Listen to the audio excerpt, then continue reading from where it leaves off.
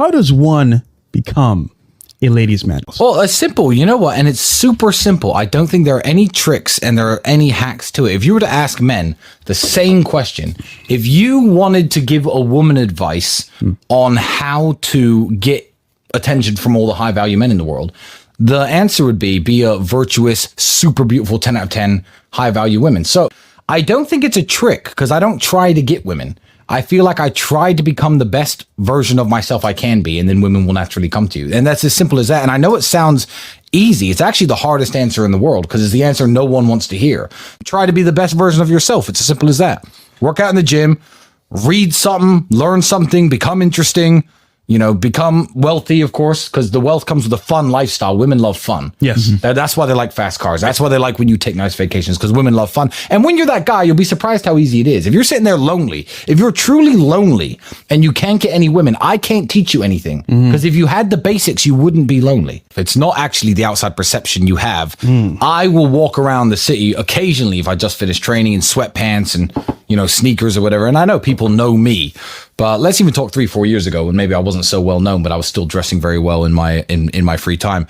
It's how you feel in and of yourself. If I saw a beautiful woman sitting there at the mall sipping a coffee and I was dressed in, my beard was all messy, I had a hood up and I was in like sweatpants, the confidence, you haven't maximized your own confidence, if you know what I'm saying. When you're dressed really, really well, you just had a fresh haircut, you feel like a different person. So it's how it makes you feel first and foremost. Like you could do anything. You put on a good suit. It's the same reason. I mean, this is universal across human nature. This isn't something specific to men. It's specific to women as well. It's every single person in the world. Women will do their makeup and do their hair and put on a nice dress, and then their personality, you'll know when you're hanging out with them, seems different. They're more full of their confidence. They're more their natural self. But definitely it's perception as well. People take you more seriously. People are more likely to stop and listen to what you have to say. If you're dressed like a homeless person and you try and disturb someone when they're walking past you, they think you want $1. People are much more likely to listen to what you have to say, and also makes you more memorable. Also makes you more memorable. A lot of guys don't dress up. Keep in mind, because you go for a job interview, you have to understand, even if you just bought your basic kind of shirt from a store and some pants and some shoes and you think you're dressed nice, that's like the standard issue job interview uniform. The guy who's doing the job interview, I know it's special to you. I know you've prepared. I know you think, oh, fuck, I really need to get this job. He's seen 40 people today, 50 people today. Who was the guy in the really nice suit? That stands out, So also it burns you into people's minds and memories much more. Yeah. When people say the word Tristan Tate, oh yeah, he always wears nice suits. And let me tell you something.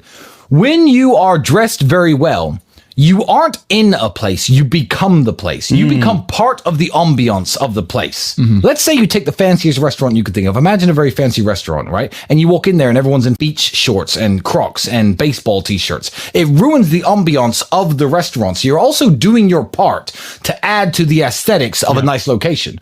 So if you go somewhere like Monaco to the casino, you can't get in wearing a baseball shirt and Crocs. They won't let you in. Doesn't matter how much money you have. But you go there dressed like me, or I'd probably dress better than this if I went to the casino. I'd be bow tied up and everything. I'm adding to the aesthetic of the place by just being a man in a $30,000 tuxedo standing by the bar sipping drinks. I'm adding to the place. Whereas if you go somewhere looking for a bum, like looking like a bum, you're subtracting from the aesthetics of a beautiful place. And you can get a good suit for $300, $400, $500 if you go to Hugo Boss or something. But you can get much cheaper than that. And if it fits you well and you're in decent shape. Yeah. And if you're in decent shape, that's the key. If you gotta be in shape. If you work, it's like t-shirts. It's like t-shirts. You wear a plain black t-shirt and you're in good shape versus wearing a Versace t-shirt that costs $900, but you're fat as fuck. But you know what's the most important? Yeah. Don't be a geek. Because it's the man inside the suit. Yes, it's the man inside the suit. You give me a t-shirt and shorts, and you put some of these dorks who hate on me in a $25,000 suit, and watch who gets the women, watch who gets the business contract, watch who will pass any job interview. Me and my shorts. So rule number 1, don't be a geek. Women are always interested in learning new stuff. Yes. Women are always interested in hearing new things that they find interesting. And it always depends on the vehicle of delivery. Yes. It's the vehicle of delivery. If you're a little nerd who's like, oh, well, women should like me. I know lots of stuff. I read lots of books. Yeah, but you're a little dork with a pencil neck. Women aren't interested in even sitting down next to you, let alone listening to anything that comes out of your mouth. If they think, I might want to sleep with this guy, because you have to understand, before dates, especially when it's your 3rd, 4th, 5th date, the decision to sleep with you, go to bed with you, you, give you what you're after, is already made usually by women before you go. Yep. So you just have to go out and freestyle it. If you're sitting there saying interesting stuff that she doesn't know, will she remember it? No. Will she talk about it with her friends? No. But they find things they don't know incredibly interesting. So yeah, become an interesting guy. When you're not looking for something serious, which none of you young people really should be, have fun. I got one more question. And when you're trying to have fun, don't ask what you don't want to know. Like, girls lie and girls aren't honest. So if you're 21, the girl you're dating or the girls you're trying to hook up with or whatever aren't probably going to be the girls that you marry. Yeah. You know, if you meet a girl and you think, oh, this is suspicious, why is her handbag so expensive, blah, blah, maybe just hang out, eat dinner with her, have fun with her, and when it ends, it ends. Maybe don't try to be, hey, what are you actually really doing? You're 21, shut up. One, she doesn't have to explain herself to you, but two, you're not in the position where you can offer something so serious. It's only when you finally establish yourself and you're looking for those girls that you perhaps, you know, want to settle down with, want to get married with, want to start a family with, where you need to be analyzing her past. So that's a game to play for the older dudes, I feel, rather than you youngsters. A lot of guys are like 19. How do I find a good girl? Maybe just, you know, become a millionaire and find one when you're 28. Maybe just shut the fuck up about finding a good girl. Yeah. If she'll sleep with you when you're 19, maybe that's good enough for now. I think the simple advice is accountability and self-reflection. What I would like you to do after watching this wonderful show, go to your bedroom, take off your shirt, strip down to your underwear, look at yourself in the mirror. Pause. Speak to yourself for 10 minutes. Think, if I didn't have this nice house and I wasn't stood here in this particular house with the Lamborghini outside and I wasn't this rich, what about me would women want? And if the answer is nothing, then you're only going to attract the women who are into your money and your money only. Because I've got loads of money. And I understand that women enjoy my company. They like being around me. They like listening to me. So if you have nothing but money, then that's what you're going to get, the girls who are after your money. You have to up your game in every single way and stop throwing the money around, and then you'll meet the girls who like you because you're strong and fit, who like you because you're smart, who like you because you're charming, who like you because you dress well, who like you because, I don't know, maybe you have class, you have etiquette, you have poise, you take them to things that they don't know, you take them to the opera instead of this club. You'll find those special girls when you are a man that those kind of girls will want. But let me tell you something. Most women I know are smarter than the millionaire streamers, the clowns who talk nonsense and do bullshit content. They're aware. Most women I know are smarter. Yeah. So you take someone smarter than you, who's after your money, she's going to get it. You know what? I'm actually quite a good specimen of man. I'm good looking enough. I'm strong enough. I'm fit enough. I'm interesting enough. Yeah, I could see why women like me. If you can genuinely reflect in that way and you're honest to yourself and you're right, then you should be meeting good women. So of course they get the girls who are just after their money. I don't blame the girls. Everyone's going to complain about gold diggers. You're a skinny little pencil neck dweeb with nothing interesting to say. You're not manly. You're not physically attractive. You don't speak well. What else should they want? Yeah. What else should they want? They don't feel protected around you. They don't feel safe with you. Of course they want the money. It honestly doesn't bother me like it bothers you, because I think this is a dog-eat-dog world. And I think if you're going to make yourself a target, because the answer to their problem, they think the answer to their problem is more clout, more money. I don't know. Maybe the good girl's going to come along. The answer to their problem is 3 years of hard work that they're not going to do. They're not going to do it. And they know that's the answer.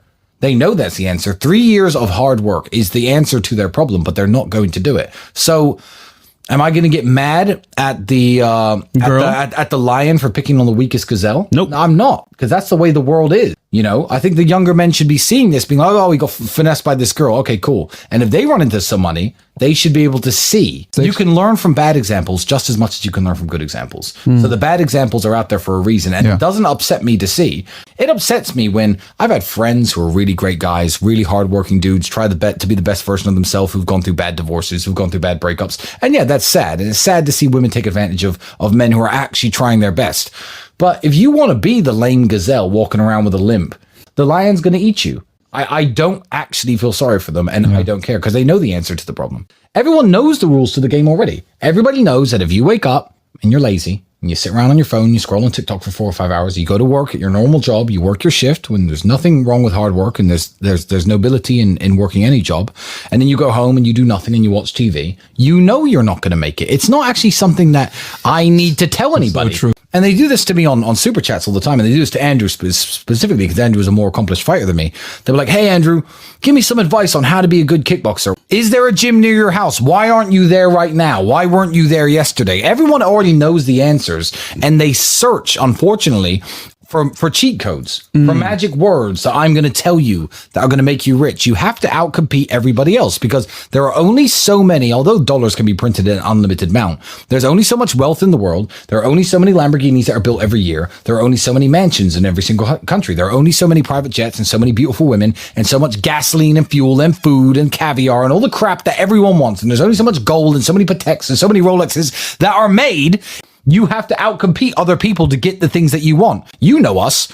I am glued to my laptop and phone. All I do is work, and all Andrew does is work. Mm-hmm. So the fact that we have shown such amazing results coming from where we come from, there's no magic spell, there's no hocus pocus. I go back to my younger self, and I'd say, yeah, keep it up, because you're definitely going to make it, because that young guy who was broke is now me.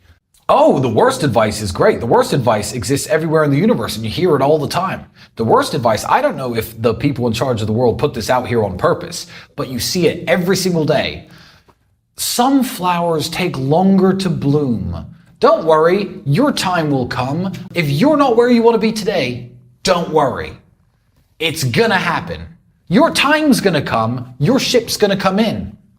That's the worst shit I've ever seen. And it's on the internet every day. You're going to start seeing it now. You're going to start seeing it. It's on the internet everywhere. You just scroll past it. You haven't taken in the bullshit. Just fucking bro, it's terrible. Wow. And for any young person to sit there whose life isn't going right, who had a failed relationship, they're 21, working a dead-end job, but to see on the internet, don't worry, some flowers take longer to bloom. You're going to make it one day. Your time will come. And God, okay, great. Sigh of relief. My time will come. The internet said so. If you buy into that, you deserve to be poor forever. Like, panic mode is the best mode to be in. Things aren't quite right. Life sucks. My girlfriend just left me. Can't pay my rent. Panic mode. Fuck the internet. Fuck some flowers take longer to bloom. Fuck my time is going to come. Panic. Panic and succeed. That's the worst advice I've ever seen. Happiness is the purpose of life, but not for yourself. Let me make sure that my children are happy. Let me make sure my mother is happy. Let me make sure any woman who comes into my life is happy. Let me even, because men don't have each other's backs these days, make my friends, my male friends, as happy as I can. But nothing about my quest for happiness is about, I guess, personal happiness. I do the things I like to do. I like to drive fast cars. I do these things because they entertain me. But I don't wake up every day trying to be happy. So I don't think happiness is the purpose of life for men. I think men should be trying to make everyone else happy. It's very ironic, actually, that they'll call old-fashioned men like me who want to provide for their women and not maybe have their woman have a job and provide for his family in the traditional way. They'll say like, oh, you just want your woman to be a slave for you. Okay, she might make a few sandwiches. Okay, she might cook a few meals. She might change a few diapers. But if I'm working 18-hour days, 7 days a week, I am the slave. Yeah. I serve people. That's what I do. The people in my life, I serve them. And by exchange, they serve you back. Your daughter can make you happy. Your wife can make you happy. Girlfriend, mother, they can make you happy too. And just seeing the smiles on their faces is often enough for men. Success is a form of revenge. Success is the best form of revenge. I don't believe in getting revenge on anybody. I've had people screw me over for money, break my heart, upset me. Yeah, but I don't do it for the revenge. It just naturally happens. Being angry at someone is like holding a burning stone in your hand with the intention of throwing at them. Like it might do them some damage, but it will do you more damage first. I don't hold on to these. I didn't need fuel to go and make something of myself. It's just naturally happened as a form of revenge. But success is a form of revenge. I think it's the only form of revenge.